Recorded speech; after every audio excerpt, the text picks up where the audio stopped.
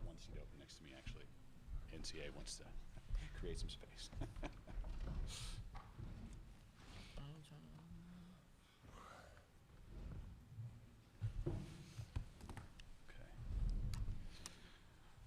All right. Welcome back, everybody.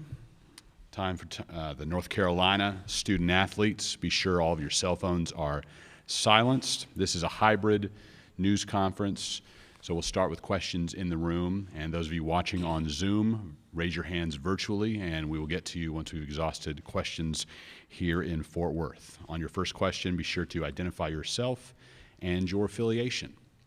First question for the student athletes, and we do have Armando Baycott next to me, then R.J. Davis in the middle, Brady Manick furthest from me. All right, we can start in the back on the left. Or on the right, back on the right. C.L. Brown, Raleigh News and Observer. This question is for R.J. R.J., what do you remember about being recruited by Shaka when he was still at Texas? I remember him telling me, that he wanted me to come to Texas, that they had a couple of guards, and he did a good job recruiting me and whatnot, but I fell in love with UNC. Back on the left. Andrew Jones, Tar Heel Illustrated. Brady, you've been through this before at a normal tournament setting, but RJ, you and Armando have not. Last year wasn't typical. Now that you've been here and had a chance to experience this a little bit, what are your thoughts about being here and having a chance to have a normal NCAA experience? You'd like all three of them to address that? Armando and RJ. Okay, Armando, go ahead. Oh, well, it's just exciting being able to be in this situation and having the fans at live practices, and even doing this. Coming into this, though, we had no clue that we would have to do all this stuff. But, I mean, it's just exciting because last year was just a lot different, and it was kind of depressing, so. Yeah, to piggyback on what Armando said, I would definitely say it's exciting. You know, it's just something that, I came from watching on TV. For me to actually be in it, it's something that I'm grateful for. I'm going to take advantage of it and just enjoy myself, enjoy the journey with my teammates, and, just go out there and compete. In the middle on the right.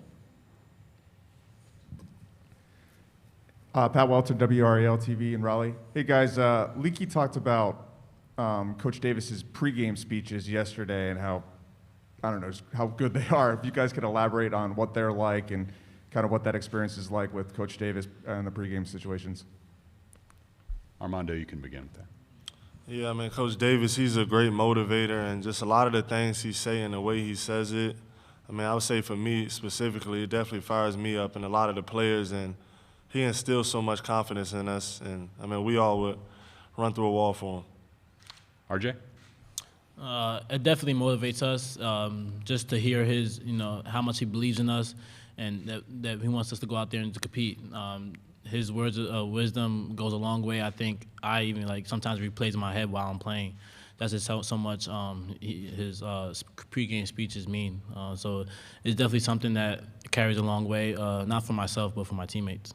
Okay, and Brady? Yeah, Coach's passion for the game, passion for us to succeed.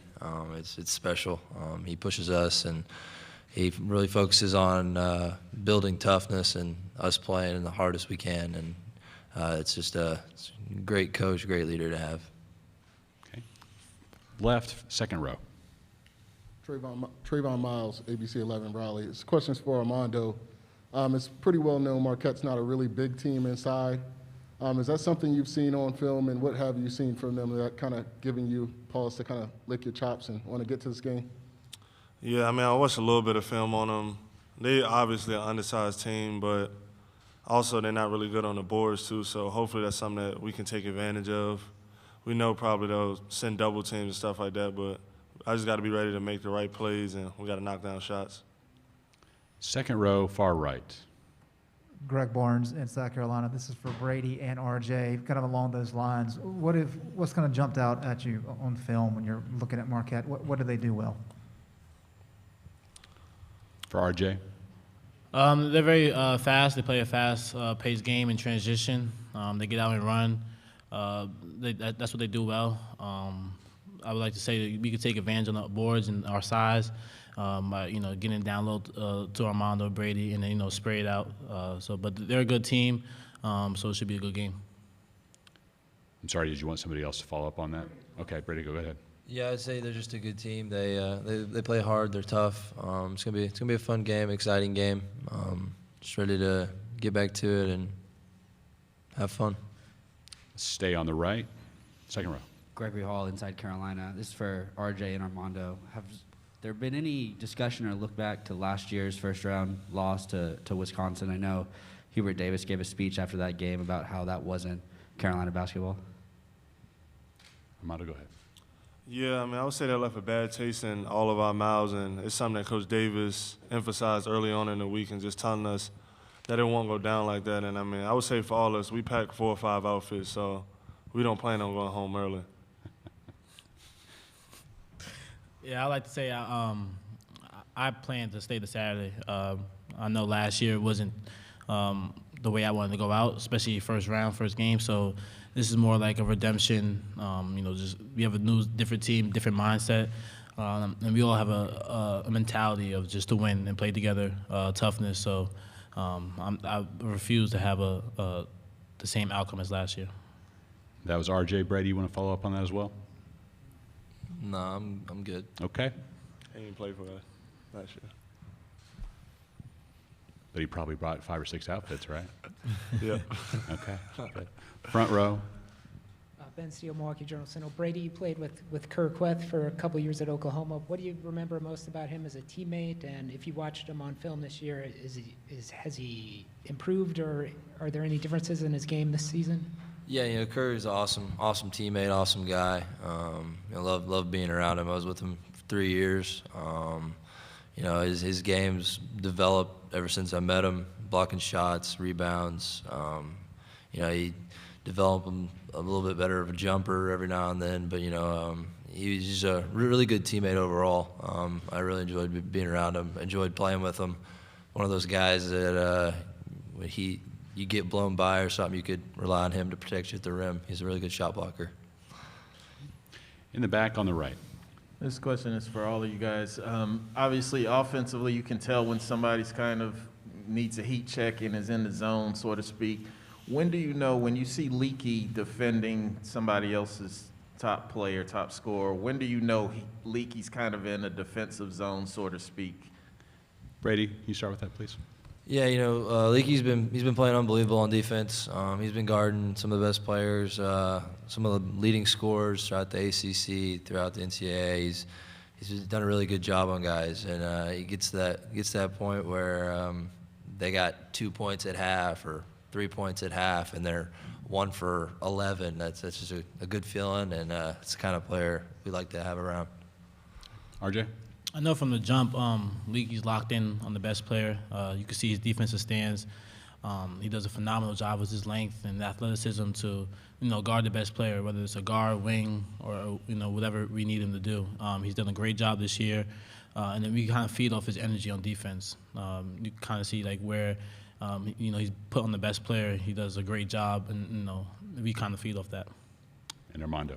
Yeah, I agree with all they said. I mean, I thought Leaky was by far the best defensive player in the ACC. I mean, I know you look at stats and block shots and steals, but just his impact on being able to take the best player out of the game, I think, is a blessing for us to have. And, I mean, we know coming into every game, whoever Leaky's guarding, he's going to take out the game, and it's just great having a guy like that on the team.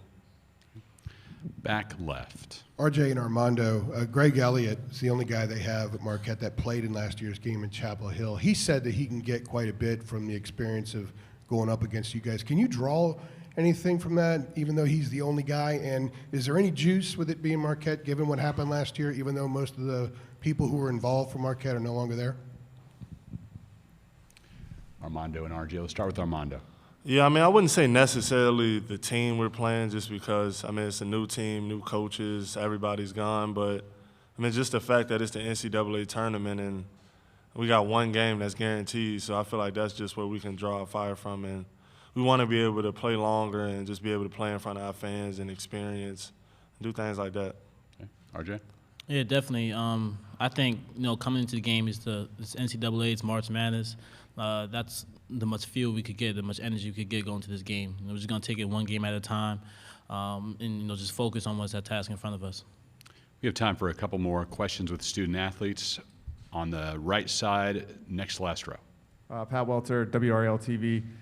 Questions for RJ. I feel like you don't get as much attention for your impact and role on the team, but in a lot of ways the offense starts with you. So I was wondering just kind of how you feel about the role and impact you make with the team, and if the other two guys up there could talk about what RJ's like as a player and a person. Well, I don't really worry too much about what's going on outside. I just kind of have like my blinders on, just focus on what I have to do to help my team win. I know I'm a point guard, I have to be a leader, so I just do whatever I have to do to win, whether that's making plays for myself or making plays for my teammates. So I don't really care too much about the attention received. I know what I do, and I know my impact on the team works. Okay. Anything else for the student athletes? Okay. Sure, Armando, go ahead. Yeah, I mean, I love playing with RJ. I mean, he's so efficient, and also just the way he can pass the ball and just affect the game with his shooting and helping with spacing and all that. So it's great playing with him. Brady? Yeah, I say I don't succeed if I don't have guys like RJ, I don't have guys like Caleb, I don't have guys like Leaky on the team. Even guys like Armando, they all have a factor. They all play a big role, and they can take the defense away from me. It helps me get open, and then they end up passing me the ball and trust me to shoot it. So I don't succeed without guys like them. All right. Men, thank you very much. Good luck tomorrow. Thank you.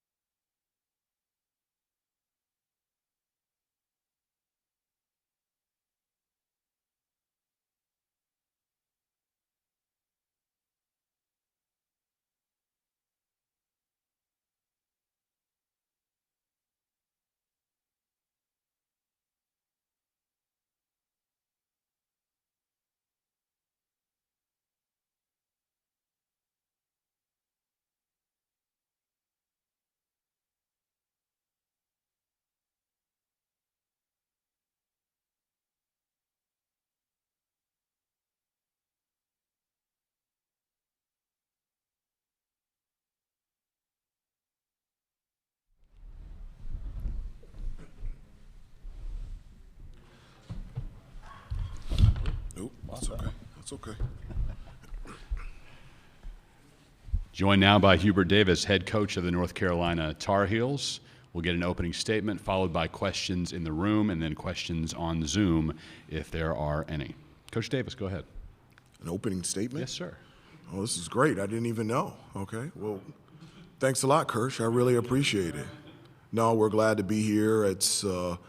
I played 4 years for the Dallas Mavericks, so I know this area very well, and we're very thankful and humbled and appreciative of our program being in the NCAA tournament, and we've had a couple of good days of preparation. Really excited to play a really good Marquette team.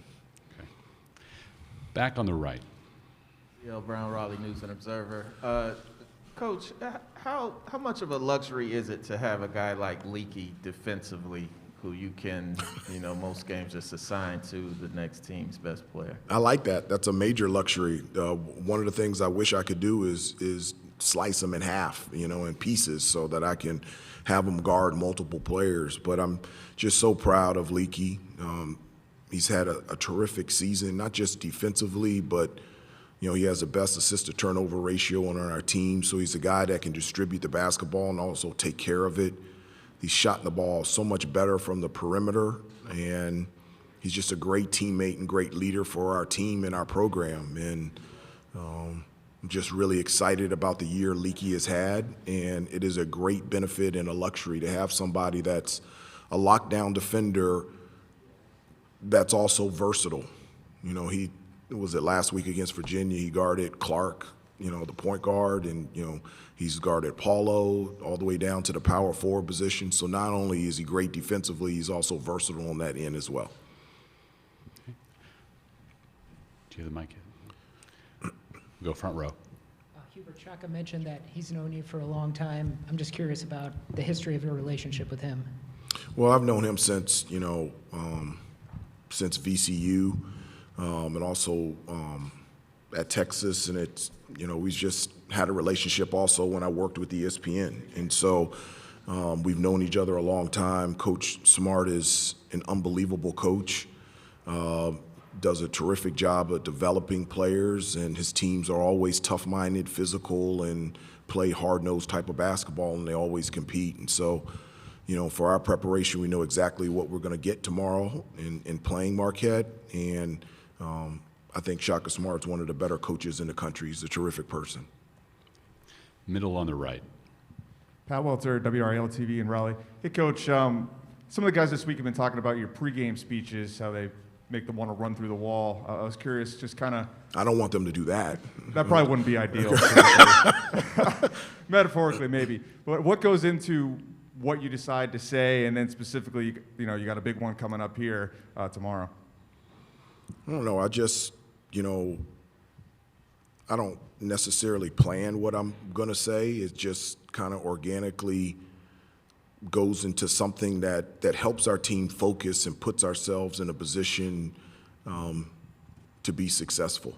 And, one of the things when I played for the New York Knicks, Coach Riley used to give different pregame speech every game. So just think 82 games in the regular season, all the times in the playoffs, and he used to give a different story every time, and his stories just resonated with me, and it made me feel like as a player wanting to run through a brick wall. And so it isn't anything planned. It's just trying to communicate to the team where we are, where we want to go, so that we clearly understand what we need to do and what we're trying to accomplish out there on the floor.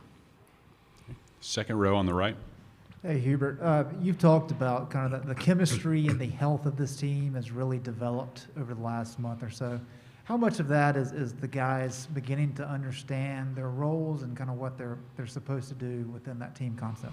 I think that's a huge part. I think, at the beginning of the season, I asked them to answer two questions, honestly. I said, what do you have to do to get on the floor? And what do you have to do in order to stay on the floor? And I said a huge determining factor in you personally having a successful season is being able to honestly answer those questions. And I really feel like as the year has gone on, guys have really settled in and accepted their roles. And I think that's really contributed to our chemistry and our togetherness being at an all-time best. And I think I said before also time shared. This has been a year of newness. Even though that I've been an assistant coach here for 9 years, this is the first year that I was a head coach. And so, new players, new coach, new coaching staff, and, the shared experiences of relationships has over the last 11 and a half months have really manifested us into being very close-knit and everybody on the same page. Back on the left. Hey, Coach, a few minutes ago, the guys said that you reminded them, spoken to them about what happened last year in the NCAA tournament in the first round. How much juice can they get from that? You can get a little juice. I don't think it's juice that's sustainable, but, I think obviously what happened in the NCAA tournament last year, obviously it's a different coaching staff, different players. We lost to Marquette last year.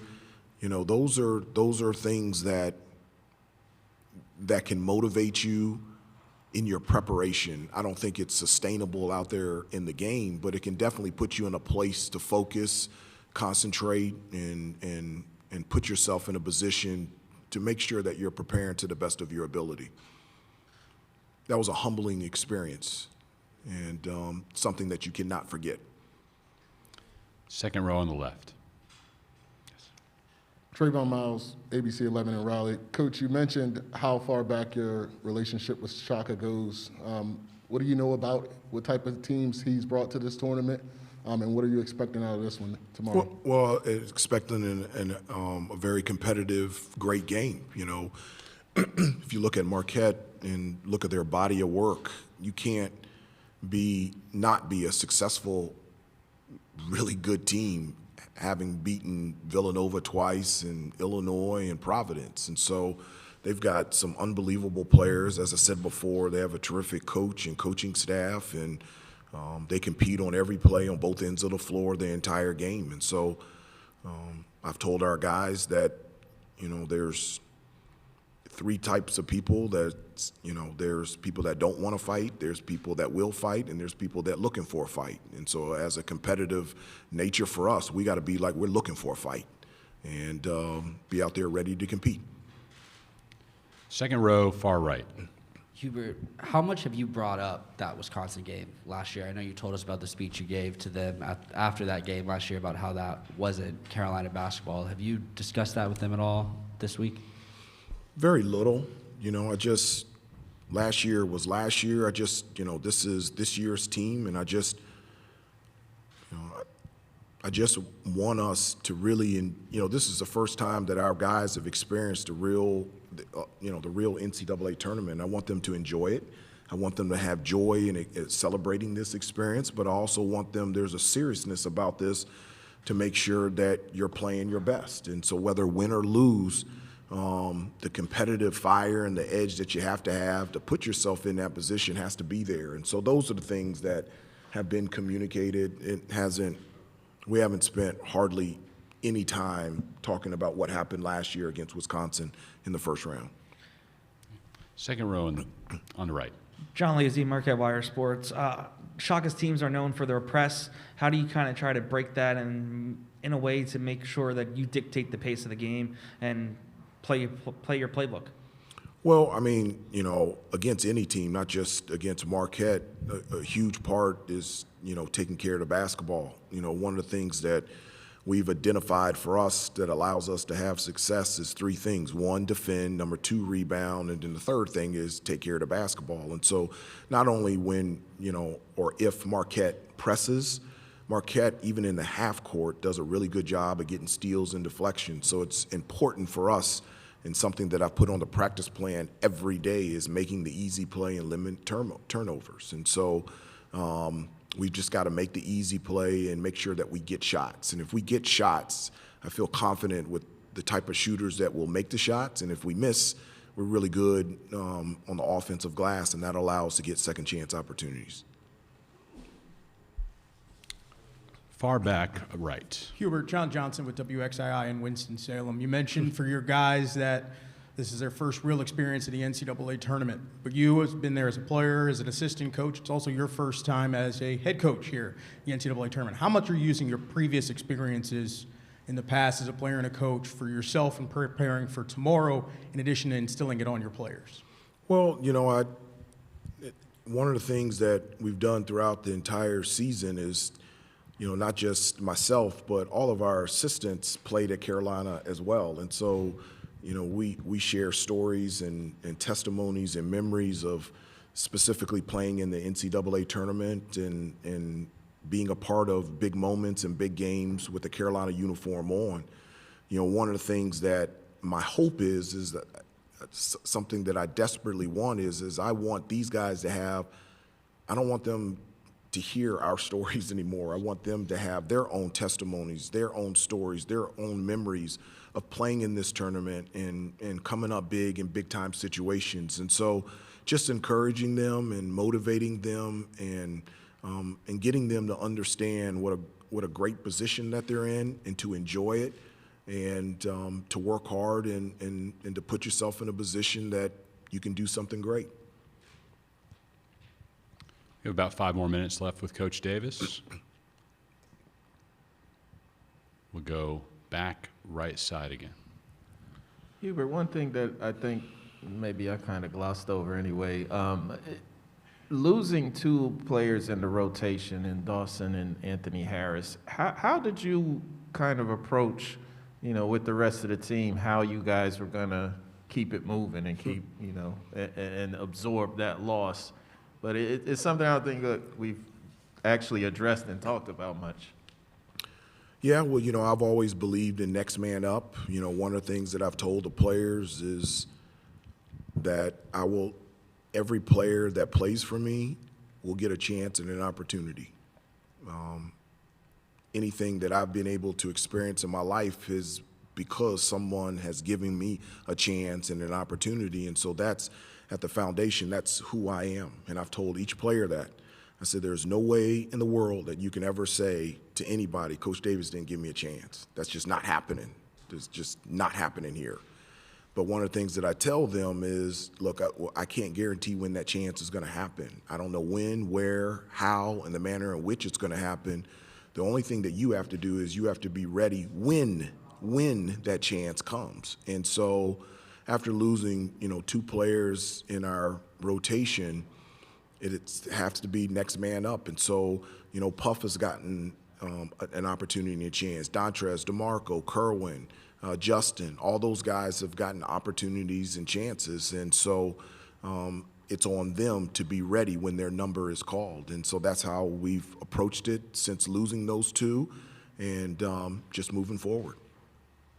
Okay. Next to the last row on the right. Coach, kind of following up on that, Dawson Garcia, this would have been a huge game for him had he been still with the program. I mean, is there anything you could share with us about how he's doing, if you've talked to him at all? Yeah, we text regularly and just to check up and see how he's doing. I know that, from a family standpoint, he's going through a lot. Our love and our support and our commitment to Dawson has never wavered, and we're very happy that he's had an opportunity to be at home, to be with family during this tough time, and we're thankful to be able to support him in that. And it would be great to have him here. We have time for one more question if anybody would like it. If not, back left.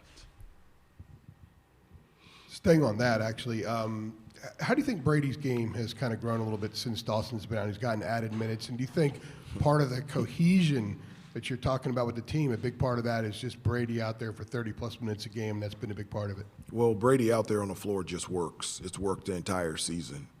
The chemistry between Brady and Armando it just works. Their games complement each other. Their personalities and mentality complement each other. Brady does more than just shoot. He's an excellent passer. He's an instinctive player. He just knows how to play, and with the experience of playing in the Big 12 for 4 years, that's invaluable to us. And so not just when we have lost people, it's been clear and definitive when Brady's on the floor, we're just better. And so having him on the floor more makes us better. Coach, thank you very much. Great to have you in Fort Worth. Good luck Right. tomorrow. Thank you very much.